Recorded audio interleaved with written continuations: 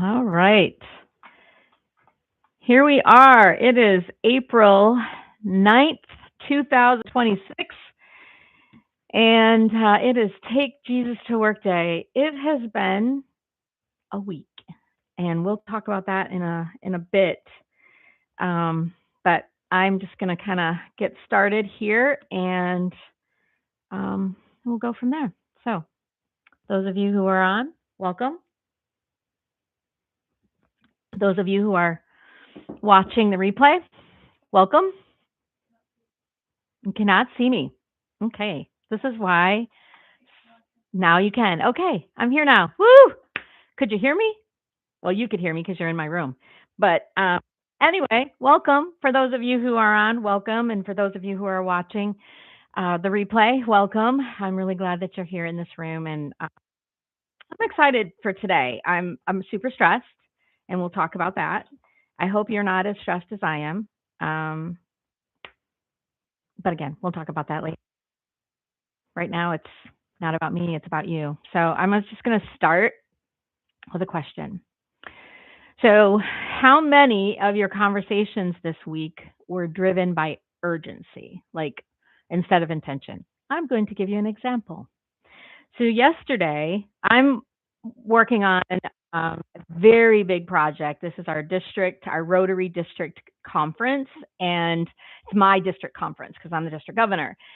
And it's been super stressful, and it starts tomorrow. So, if you've done any of those kind of coordination of any kind of event, whether you've been on the team or you've been the leader, whatever it looks like, there's a lot of high stress until after the event, right? So I'm kind of looking forward to Monday, actually to Sunday. It finishes Saturday night, but then I don't want to miss it. I still want to enjoy it. So I'm trying really hard to to, to slow down. But yesterday, I received an email from a fellow person from a person who wanted, like, there was something that she needed for this weekend, and I read it fast, and I read it incorrectly. Now I'm very grateful that I didn't. I still responded with grace, but it was more like a hurried grace. You know what I mean? Like, you're sending the email, okay, here we go, da da da da da, and I'm responding to her. But it was hurried, and I'm glad that I didn't show. I hope I didn't show the frustration that I felt, because I really felt frustration. I'm like, okay, folks, this is the 11th hour, and you're asking XYZ. And so anyway, can't sleep because I'm so anxious, and just, my mind is going crazy with all these details. So at about 2:30 this morning, I get up and I go to my computer because I had to print something, or something was on my mind. And if I don't get it off my mind, I cannot sleep. So I came into my office, I print whatever it was, and I reread that email. It wasn't snarky. It was so nice. I read it wrong because I was in a hurry. And again, I'm just grateful that I responded with grace. And I hope that my frustration didn't show. But she was great. She was wonderful. And because I went so fast, I misread it, caused myself some frustration that really wasn't needed. And I could have just gotten through it, and everything was wonderful. So I'm just asking you that question. How many of your conversations by email or in person have were driven by urgency? Like, because you were so fast going through life, so fast, we weren't intentional with slowing down. So that's my question that I want to start with this afternoon. And if you're willing, you know, put it in the chat. Responding, I a couple. Nope, I can't think of any. Whatever you want to do, just type it in the chat, and kind of share with us as we think about the grace part of the grace and salt equation, because that responding quickly, right? We're trying to fix problems, doing all the things, moving to the next thing on our calendar, but we don't necessarily slow down to think about how we're showing up in that conversation. And again, an email written, I should do a whole series on written communication. because it's hard to interpret the what the sender's intentions are in writing. And so sometimes we write faster than we mean to or whatever. So my point is, how are you showing up? Are you showing up like me, where you're hurried and you're just going through it so incredibly fast? What I tend to see in some leaders is that they're really not struggling because they don't know what to say, right? We know what to say. We struggle because we're moving too fast. And so we don't lead the conversation well. We're jumping from one thing to the next. You take a look at your calendar. I'm going to guess probably more than 50% of your calendar are meetings. And maybe there are meetings you don't even need to attend, but you've been invited to, and some of us feel an obligation to go because we were invited.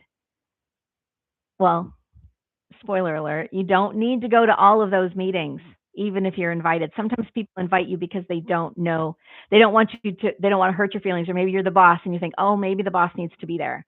So we need to be clear in that kind of conversation as well. All right. For those of you who do not know, I'm Melissa McCormick. I'm the owner of Grace and Salt Leadership Academy. Once upon a time, I wanted to argue cases in a courtroom, and I traded that courtroom for the boardroom.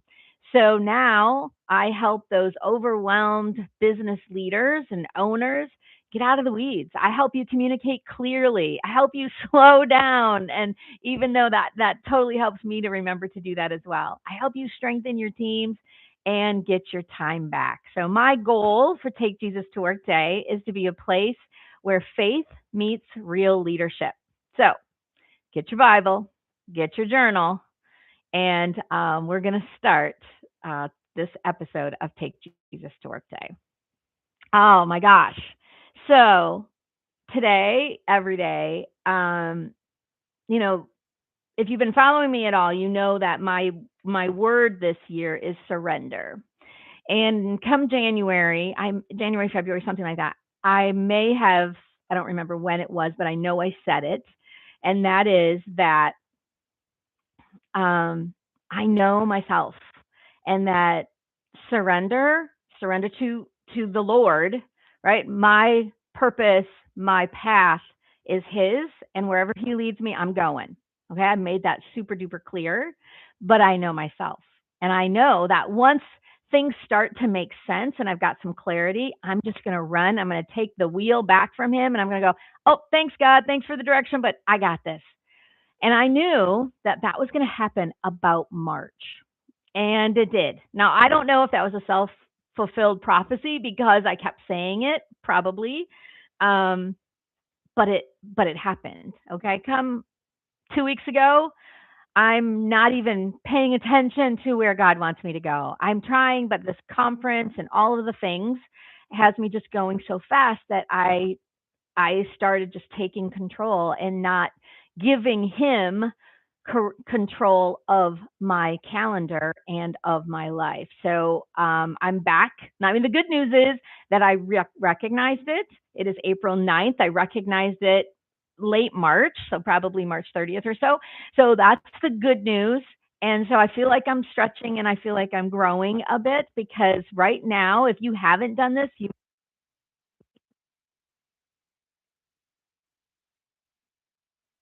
let go and let God. And I'm here. I'm saying this to myself as well, because this week has been it's been hell. I don't exactly know how else to say it. And it's been hell in like my life is falling apart and anything like that. No, it's my computer keyboard, the C, the R, the D, and the E decided not to work. And so I had to get a backup computer, which thank the good Lord that I had it. And thank the good Lord that this happened today or this week instead of during my. But you know how it is with getting a new computer. You don't have all your passwords. You don't have all your bookmarks, all of that stuff. Now, God bless the cloud. Whatever you think of the cloud, I'm so grateful for the cloud. But I mean, those are the kinds of things that happened to me this week. And in addition to all of the, printing of badges and all of the things, and not counting the right number of succulents that I needed for the centerpieces, and needing 13 tables instead of 12 tables, all of that stuff, super duper stressful. And I did not let go, and I did not let God take control of my stress and of my calendar. So we're going to do that right now. So please, as we get started here, let's pray. All right, Heavenly Father, it's been a week. It has been a week, and so I just pray for everybody listening here today that you and the Holy Spirit just guide me, and that whatever it is, whatever nugget, whatever that message that you want those listening to receive, I pray that they are open to it and they are in a receiving posture. I thank you for the mishaps that happened this week. I thank you that they happened this week and they didn't happen tomorrow night or Saturday when we're in the throes of our program. I just thank you for your blessings and for everybody here. And I pray that my words are your words. Amen. Okay. So before we dig into today's episode, I want to ground us on what we talked about last time. Okay. So if you weren't here last time, I want you to go back and watch it. You can find it on my YouTube channel. If you were here, then this is a refresher. So what we talked about that leadership is revealed in our conversations. It's how we show up, what we say, how we say it. That shapes trust, that shapes culture, and that shapes influence. If you remember, we introduced the passage, the verse, Colossians 4:6. So that's the basis for Grace and Salt Leadership Academy. And so I'm just going to read it here as I get my Bible out. All right. So I am reading from the New International Version. And it says in Colossians 4:6, it says, let your conversations be always full of grace, seasoned with salt, so that you may know how to answer everyone. Okay, that was the formula that I learned, right? I learned that formula and it changed my life. It absolutely helped me know how to answer people in a tough conversation and how to answer people in a not tough conversation. Always full of grace and seasoned with salt. And if you remember, salt represents truth, right? So we want to, you do want to, whatever that message is, the truth, whatever that message is, you're wrapping it in grace. And you do that because it's going to provide some clarity, it's going to create some standards, and you do this with accountability. And this is where most leaders get stuck. They're going to lean heavily one way or the other. You've heard of some people are, they'll say, well, I'm just a little salty. Well, that's not from Colossians 4:6, but it's the same kind of idea. I'm a little salty, meaning I'm a little direct. I might be a little blunt, and some people might think that I'm rude, right? That's kind of what I'm a little salty means.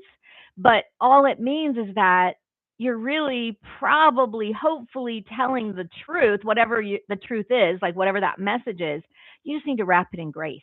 You need to wrap it in grace based on the other person. So we're flexing our situation to the person we're talking to. And that's what we've got 4 episodes here. This is episode 2 of 4. And that's what we're going to lean into in the last episode, is putting all of this together. But most leaders get stuck when they lean all truth, like that salty person, right? Not a lot of grace. So they're coming across a little bit harsh, rude, blunt, all those things. Or grace. There's too much grace, no truth, lacks clarity and leadership. When I ask people this question, are you more like, if you looked at the spectrum of grace and salt, so grace on one side of the spectrum and salt on the other side of the spectrum, where do you fall on that spectrum? Normally, like typically. And what I'll usually get is people will say, well, it depends. It depends on who I'm talking to. It depends on the topic. Yeah, all of those things. And it depends on what your natural style is. And that's why I'm a certified disc coach, is because I believe that we all have a a comfort zone and a standard that we're more comfortable with, right? So it takes more energy to talk to somebody who is not of the same style that I am.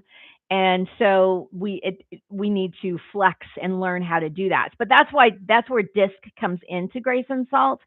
Um, but in my own experience, not but, and in my own experience, depending on who I was talking to, if I were talking to somebody that was on my team, I would tend to be very direct, very fast, and I could be considered salty and rude.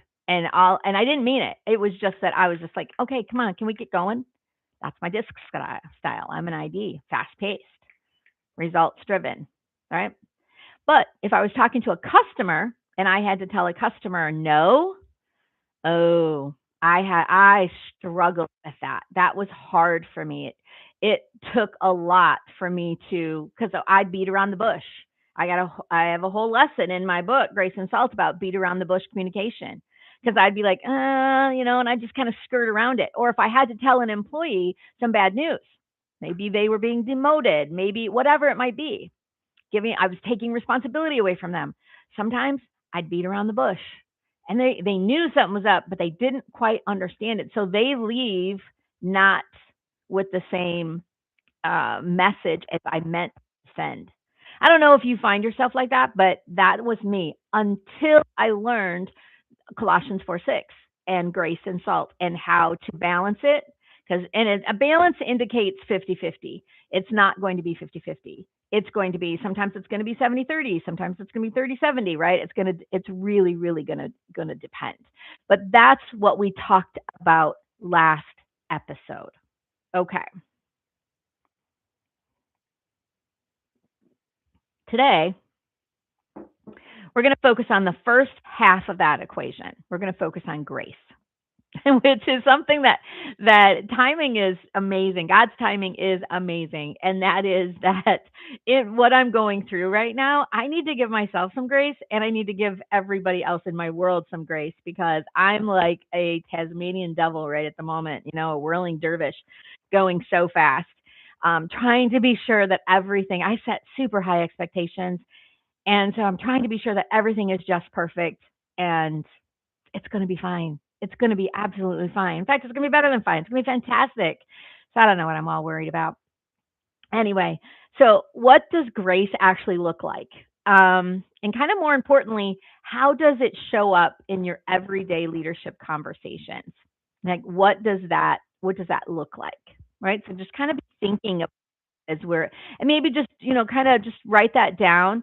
Um, it's, it's, when you think about the word grace, so this is kind of where I want to start out. When you think about the word grace, what emotion or what feeling comes to mind when you hear the word?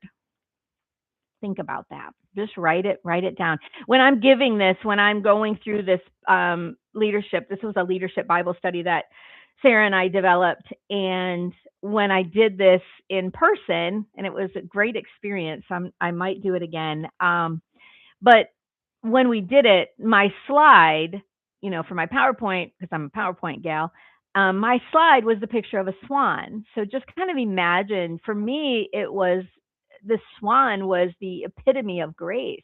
It could be a ballerina. It could be two people forgiving one another, right? It could be.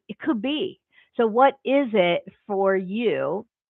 Kind of write it in the chat, put it in the chat with, what you see or what you feel when you hear the word grace.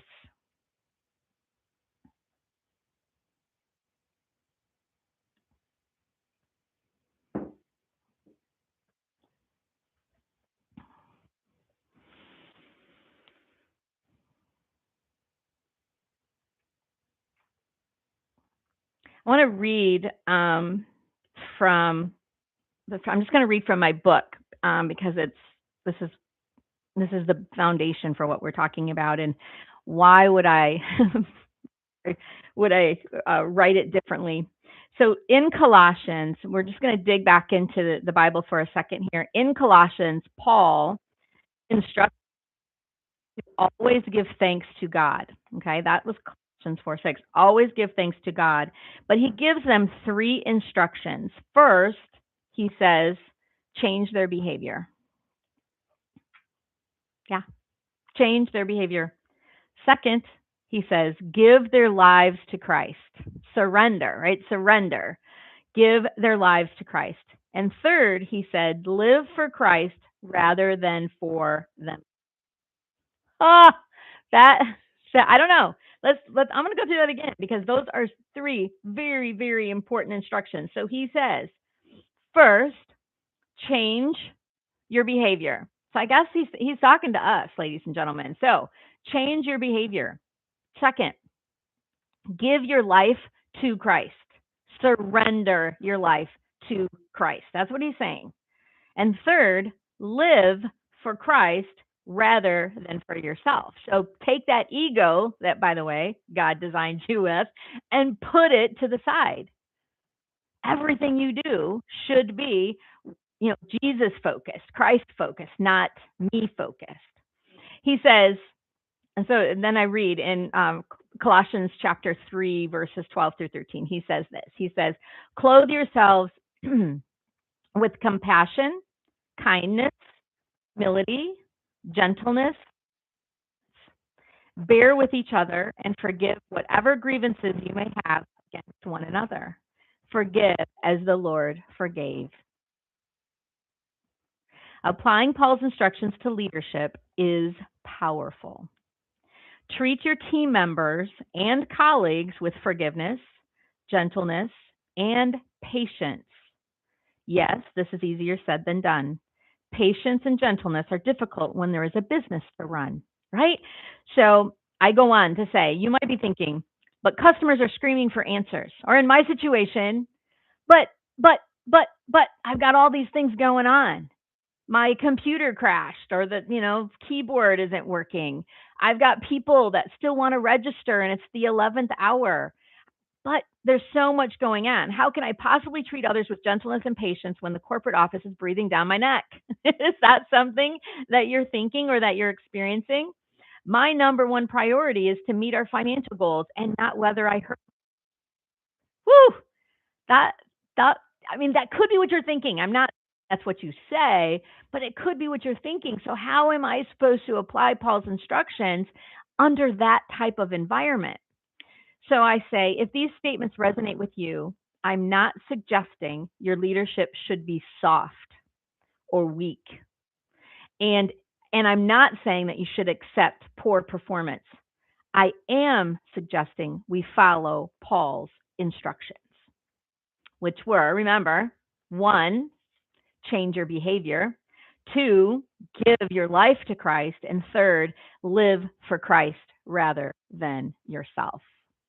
So when Paul talks to us about grace in conversation, he's not talking about being passive or avoiding the truth. Many times I get people when they say, oh, grace and salt. Yeah. Oh, you must deal with churches, right? You're in the faith-based industry. No, I could. I do.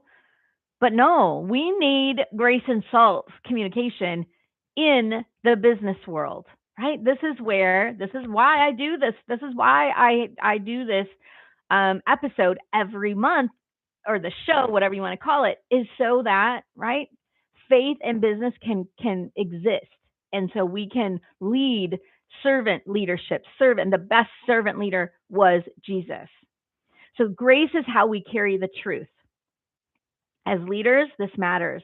And it matters because your conversations shape your culture. Your tone shapes trust. Like, are you being authentic?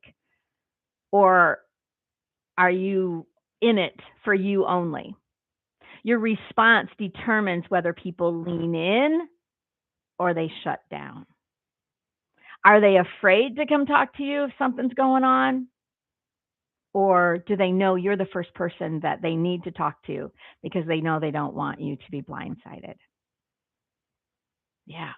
I want you to think about a recent conversation that you had that maybe didn't go the way you wanted. Okay. So I want you to write this down. Think about it. Got it?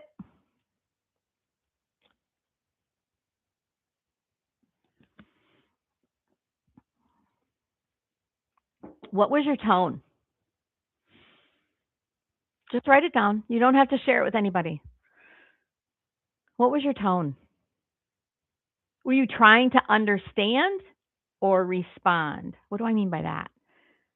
What do I mean by that? Were you trying to understand or were you thinking about what your response was going to be? And so you really weren't listening. Did you lead with grace or did you lead with urgency like I did in my email that I talked about earlier? I'm going to give you an example here. And just in case you haven't, you're thinking, I don't have a recent conversation. Well, I'm going to give you an idea of one. So, for example, imagine an employee sends you a text message that they are able to come into work today. Totally out of the blue, you're not happy. Like you had things that had to get done and they were going to do them. There's a customer visiting today, and this employee is responsible for the meeting setup. You meant to meet with them last week to get an overview of the details, but you didn't have time and honestly expected them to be at the office. I don't know if that seems so unreasonable, right? Well, what are you going to do now? Your initial reaction is to text back with the message that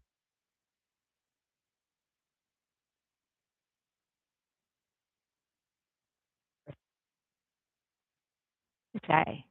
Just write down what you think you would say. Okay? What do you think you would say in that situation? Would you say, "Okay, thanks. Is everything okay? Well, I do need some information on XYZ." Now, what would you say? Would you respond? Some people wouldn't even respond. That happens to me often. Well, what you don't know is that there was an emergency in the family last night, and the employees spent the night at the hospital worried sick about their mother. They haven't slept all night and couldn't get to work. Everything is in place, but they didn't feel comfortable telling you the situation. It was extremely personal.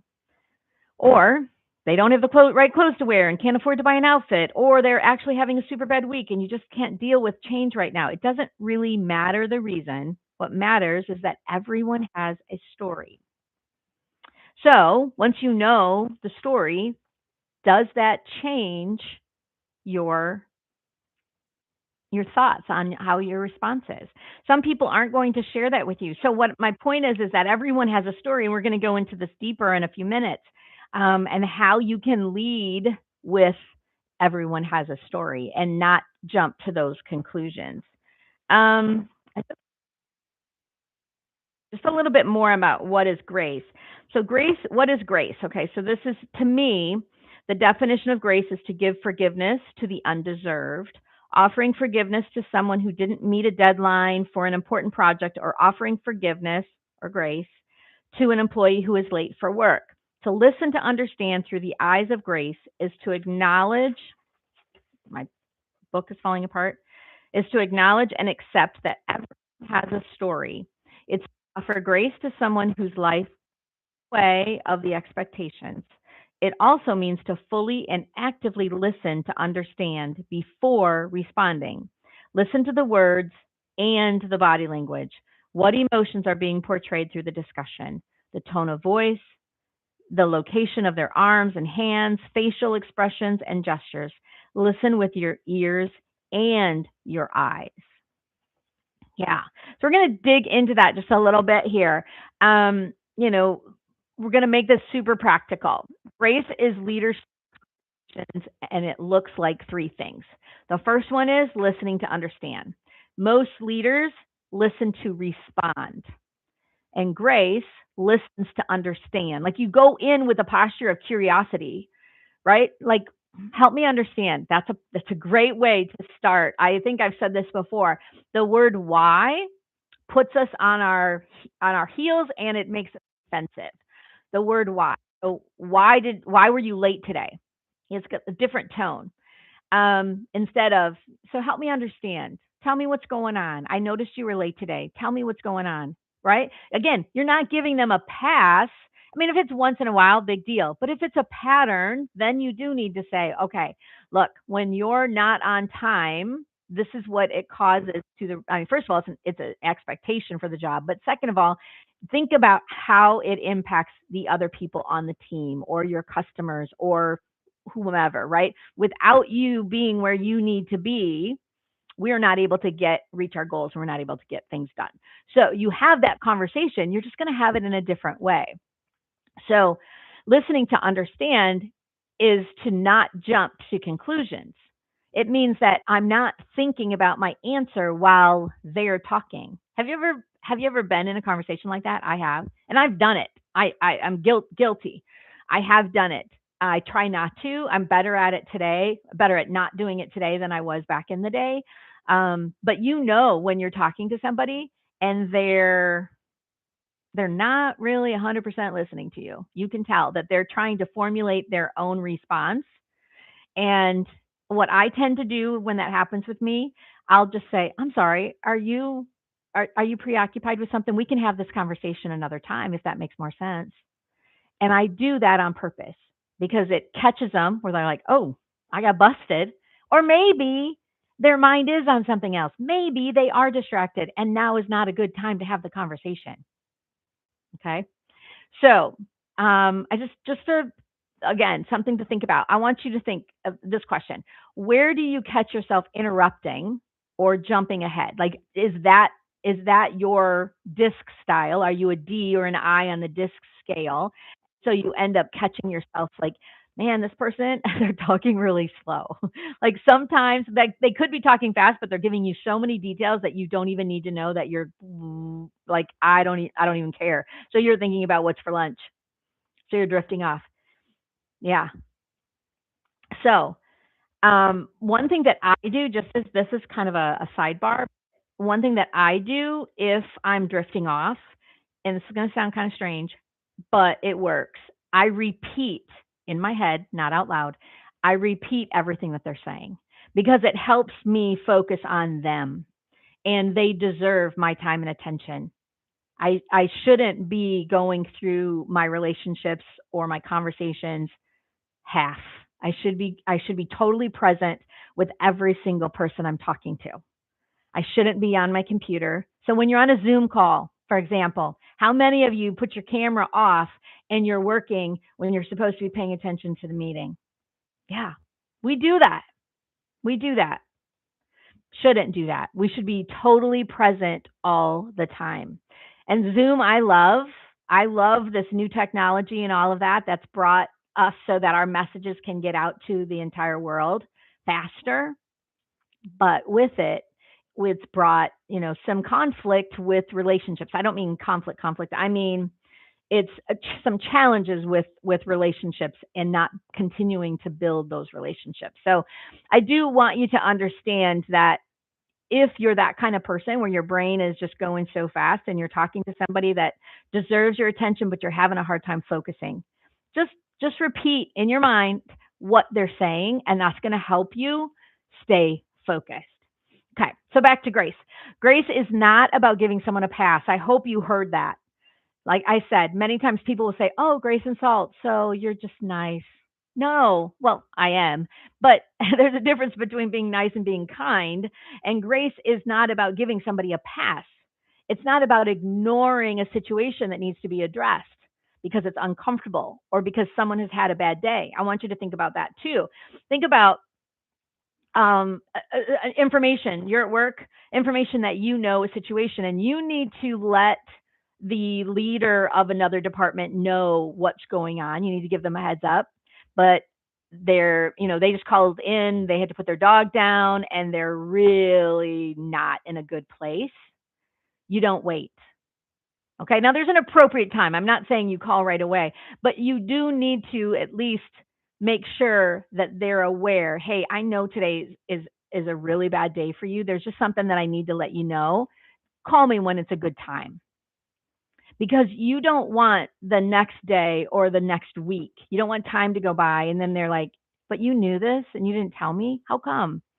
Yeah, I know I had to put my dog down and we were really struggling as a family. I totally get that.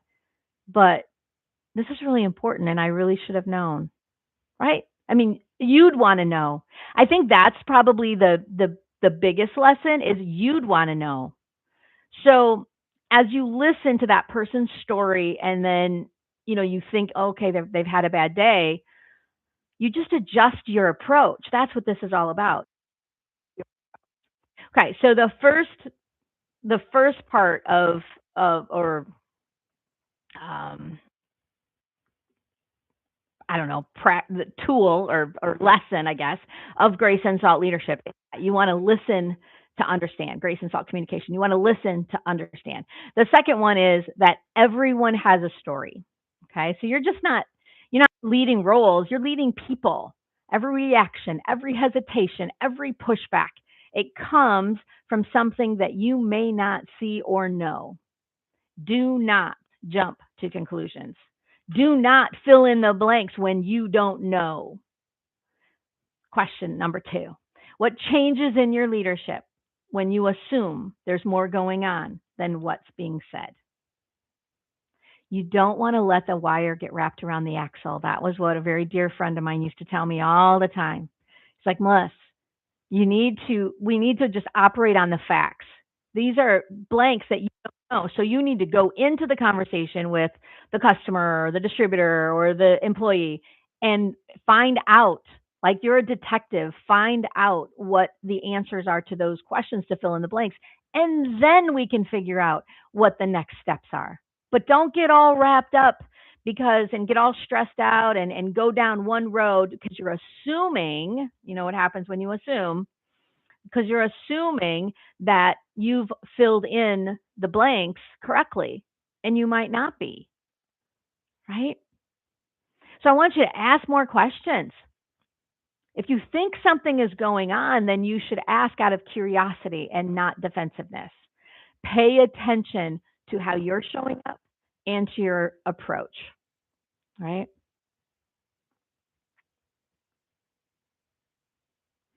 I want you to think about this. I want you to think about, where do you interrupt without realizing it? Sometimes we do that. Like I did it just yesterday. I was on a call with some fantastic ladies from the Women in Trucking organization, and they've become some good friends. And as we're on Zoom, which is a little bit hard to interrupt to. It's a little bit more disruptive, but interrupting isn't good. And I kept going, like I wanted to say something. I finally didn't say it because it did, whatever. It was fine. But pay attention to when you're interrupting and you might not even realize it. I want you to think about, who on your team do you need to understand better right now? Like, who is it on your team that you're like, I need to know more about this person? And finally, think about this. What conversation are you avoiding because you haven't figured out how to lead it well? What conversation are you avoiding? I used to be the rip the band-aid off kind of gal, communicator. Don't recommend it. It was my way because it was a topic that I was uncomfortable with, or it was a topic that I just didn't know how the other person. Again, this is all before I learned about Grace and Salt, and it's all before I learned about DISC. I just didn't know how the other person was going to respond, and I assumed that they would respond poorly, and so I just went into the conversation and just, here you go, this is it. And in one hand, it was fine because I gave it to them clearly, but on another hand, it wasn't. And I didn't take into consideration the other person and their frame of reference. Yeah. So, is there a conversation that maybe is a tense? It's going to be tense. It's going to be sensitive, whatever it might be that you're avoiding. Again, this could be personal or professional. This goes hand in hand with our personal relationships as well. So think about that. Think about think about those conversations if you have one. And then how are you going to have that conversation? And then when you do have that conversation, the third thing I want to talk about is your ears, your eyes, and your heart. And this is where leadership shifts. Grace isn't just what you hear, it's what you notice, it's what you feel, right? So you're paying attention to the words. So these are your ears. You're paying attention to the body language with your eyes, and then you're paying attention to the emotion and the intent with your heart. And that is where executive presence is built, right here. Okay. So there's three things we talked about today that are the core of grace and salt communication. That first one, listen to understand.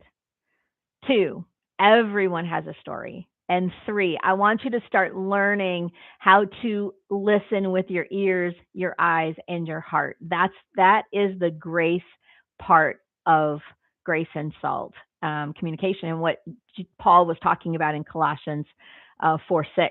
So we're going to bring this into real life. So grab those journals, and I want you to think about a conversation that you need to have this week or in the next couple weeks, right? I want you to write this down. What's the situation? Where might you default to urgency over grace, right? Is it a tough one where you're just like, I'm just going to get this over with because I can't sleep at night? Should you prepare? I do. If you're interested at all, I do have I have a free document. It's a guide. It's called Crack Your Boss's Communication Code. And I put boss in there because it goes with a career, um, a career program that I have called, what is it called?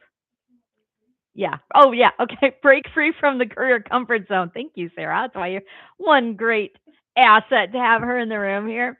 Yes, break free from the career comfort zone. So I have a freebie that's called break, or it's called Crack Your Boss's Communication Code, but it could be insert blank. It doesn't have to be your boss.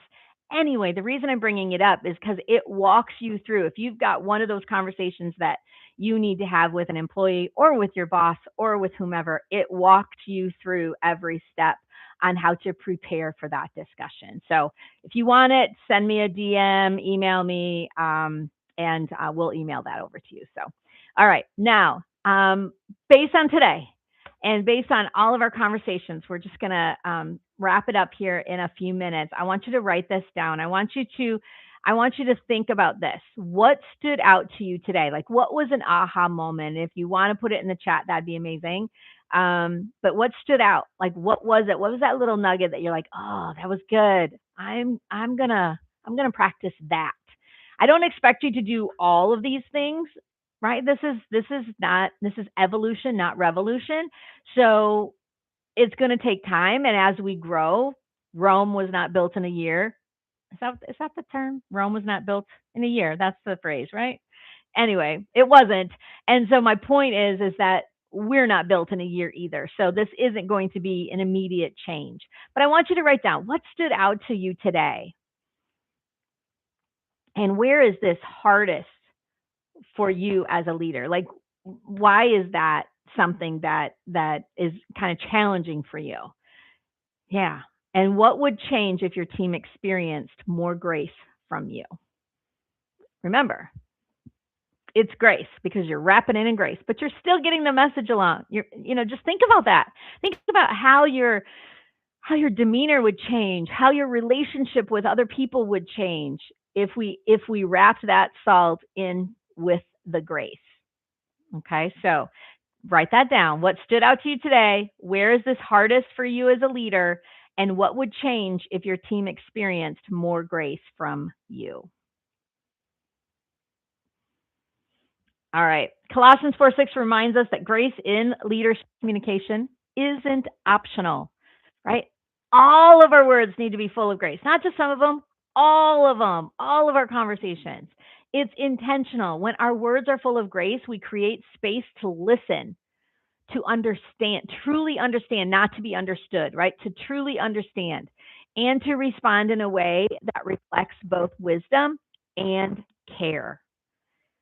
All right. So today's conversation, if it resonated with you at all, there are three things that I would love for you to do. The first one is to subscribe so that you don't miss where we're going to be talking about truth or salt shows up in leadership conversations. I want you to share this episode with a leader who may be navigating some difficult conversations or feeling the pressure to respond quickly. Like there's just so much on your plate or their plate. Inbox has got, tons of emails and you're just, boom, boom. I feel so much better when I just get it off and I'm throwing the grenade over the wall or I'm, just getting it out of my inbox. Right? If you know somebody like that, please share this with them so then they can start understanding a little bit more about Grace and Salt communication and Grace and Salt leadership.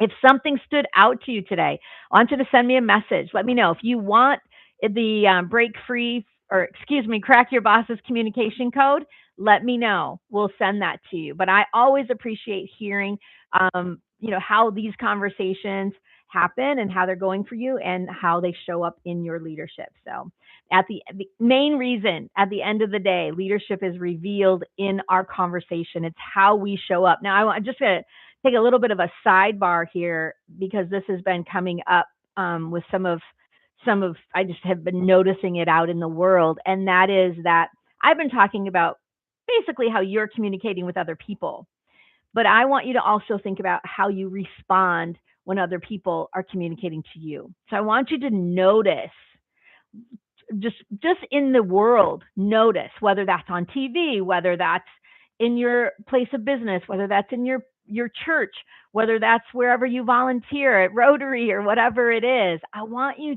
to think about and watch, oh, I like how that person handled that situation, or ooh, that's not something I want to do. Right? I want you to pay attention and then pay attention to how you respond to maybe there's a really stressful situation going on. How are you showing up and how are you responding? Because that's when leaders are made. That's when you want to take the next step to get into that boardroom. So I just recorded a couple podcasts this last week that will drop late April. And it's how do I get into that room? Well, I give you some tips on how to get into that room. And it really, really starts here and how you show up. All right. So before we close, let me leave you with something that I often tell the leaders that I work with. Most leaders don't struggle because they lack knowledge. They struggle because they move too quickly in the moment. They respond before fully listening. They solve before fully understanding. And they speak before considering how their words will land.